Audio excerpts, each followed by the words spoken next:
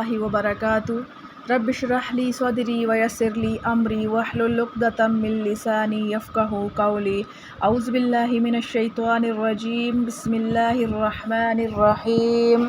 اسلام نے تعدد ازدواج پر ضروری پابندی لگائی اور عدل و مساوات کا قانون جاری کیا۔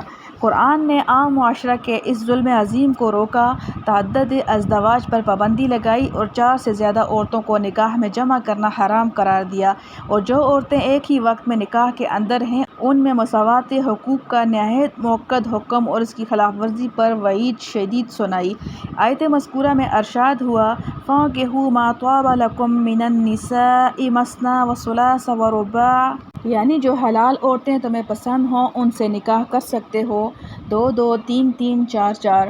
آیت میں ما طاب کا لفظ آیا ہے۔ حسن بصری رحمۃ اللہ علیہ، ابن جبیر رحمۃ اللہ علیہ اور ابن مالک رحمۃ اللہ علیہ نے ما طاب کی تفسیر ما حل سے فرمائی ہے، یعنی جو عورتیں تمہارے لیے حلال ہیں، اور بعض حضرات نے ما طاب کا لفظی معنی کے اعتبار سے پسندیدہ کا ترجمہ کیا ہے، مگر ان دونوں میں کوئی تضاد نہیں۔ یہ مراد ہو سکتی ہے کہ جو عورتیں طبعی طور پر تمہیں پسند ہوں اور تمہارے لیے شرعاً حلال بھی ہوں۔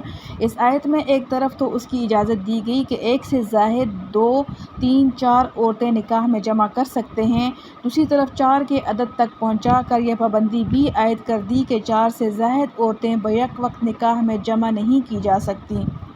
رسول کریم صلی اللہ علیہ وسلم کے بیان نے اس قرآنی تخصیص اور پابندی کو اور زیادہ واضح کر دیا۔ اس آیت کے نزول کے بعد ایک شخص غیلان بن اسلمہ ثقفی رحمۃ اللہ علیہ مسلمان ہوئے۔ اس وقت ان کے نکاح میں 10 عورتیں تھیں اور وہ بھی مسلمان ہو گئی تھیں۔ رسول کریم صلی اللہ علیہ وسلم نے حکم قرآنی کے مطابق ان کو حکم دیا کہ ان 10 میں سے 4 کو منتخب کر لیں، باقی کو طلاق دے کر آزاد کر دیں۔ غیلان بن اسلمہ ثقفی نے حکم کے مطابق 4 عورتیں رکھ کر باقی سے علیحدگی اختیار کر لی۔ مشکوٰۃ شریف بحوالہ ترمذی و ابن ماجہ مسند احمد میں اسی روایت کے تکملہ میں ایک اور واقعہ بھی مذکور ہے، اس کا ذکر کرنا بھی فائدہ سے خالی نہیں، کیونکہ اس کا تعلق بھی نسوانی حقوق سے ہے۔ وہ یہ ہے کہ غیلان بن اسلمہ نے حکم شرعی کے مطابق 4 عورتیں رکھ لی تھیں، مگر فاروق اعظم رضی اللہ تعالیٰ عنہ کے زمانہ خلافت میں انہوں نے ان کو بھی طلاق دے دی اور اپنا کل مال و سامان اپنے بیٹوں میں تقسیم کر دیا۔